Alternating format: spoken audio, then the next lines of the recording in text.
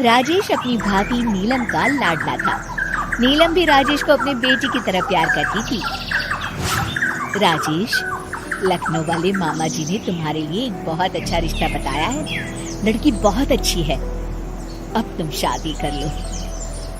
अरे नहीं भाभी, शादी तो बर्बादी है। भला तुम्हारे हाथों के खाने में जो स्वाद है वो किसी और के हाथों में कहाँ। मुझे अभी शादी नहीं करनी भाभी। राजेश की ना नुकुर करने के बावजूद घर वाले उसकी शादी करवा देते हैं। लेकिन फिर भी राजेश अपनी भाभी का पल्लू नहीं छोड़ता। वो अपनी पत्नी को बिल्कुल तवज्जो नहीं देता था। उसके लिए उसकी पत्नी सुधा का होना ना होना बराबर था।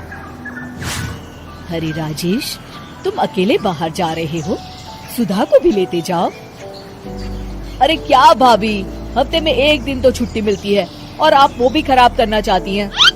सुधा बाहर जाके क्या करेगी, वो घर में ही ठीक है। वैसे मुझे देर हो रही है भाभी, चलता हूँ मैं। राजेश की इस बेरुखी से सुधा हमेशा उदास रहती थी। फिर एक दिन नीलम इस विषय को लेकर अपने पति से चर्चा करती है। सुनिए जी, राजेश को कब अकल आएगी? वो तो सुधा की बिल्कुल कदर ही नहीं करता। अब आप ही बताइए ऐसे कैसे चलेगा? तुम ठीक कहती हो, राजेश को सही रास्ते पर लाना ही पड़ेगा। चलो मैं तुम्हें एक उपाय बताता हूँ। फिर 2 दिन के बाद नीलम बाजार से खरीदारी करके घर लौटती है। ये लीजिए माँ जी, मैं आपके लिए नई साड़ी लेकर आई हूँ। बबलू, ये तुम्हारे लिए। नीलम सबके लिए कुछ न कुछ लेकर आती है। भाभी, आप मेरे लिए कुछ नहीं लेकर आई क्या? अरे राजेश, तुम क्या समझते हो, मैंने कोई बैंक खोल रखा है या फिर घर के आंगन में पैसों का पेड़ लगा रखा है? तुम हर बात के लिए मुझसे उम्मीद क्यों रखते हो? अब बड़े हो गए हो, अच्छा कमाते हो। क्या भाभी, मैं तो बस। अरे बस भी करो, तुम्हारी ये बच्चे जैसी ना समझ बातें सुनने के लिए मेरे पास बिल्कुल वक्त नहीं है। नीलम राजेश को झिड़क कर वहाँ से चली जाती है। राजेश अचानक अपनी भाभी का ये रूप देख असमंजस में पड़ जाता है। फिर एक दिन नीलम रसोई घर में खाना बना रही होती है कि तभी राजेश वहाँ आता है। भाभी, आज मैंने अपने बॉस से वादा किया है कि उनके लिए आपके हाथों का बना गाजर का हलवा लेकर आऊंगा। आपके हाथ से बने गाजर के हलवे में तो जादू है, जादू। मेरे बॉस तारीफ करते नहीं थकते। प्लीज अब जल्दी से बना दीजिए ना भाभी। नीलम राजेश के ऊपर भड़क जाती है। तुम्हारा दिमाग खराब है क्या? आखिर तुम मुझे समझते क्या हो? इस घर की नौकरानी? जब देखो तब फरमाइश करते रहते हो, भाभी ये बना दो, भाभी वो बना दो। अरे तुम्हारी पत्नी सुधा भी तो इस घर में रहती है, तुम उससे कुछ क्यों नहीं कहते? भाभी, आप इस तरह की बातें क्यों कर रही हैं? अरे बस भी करो राजेश, मेरा दिमाग और मत खराब करो, जाओ यहाँ से।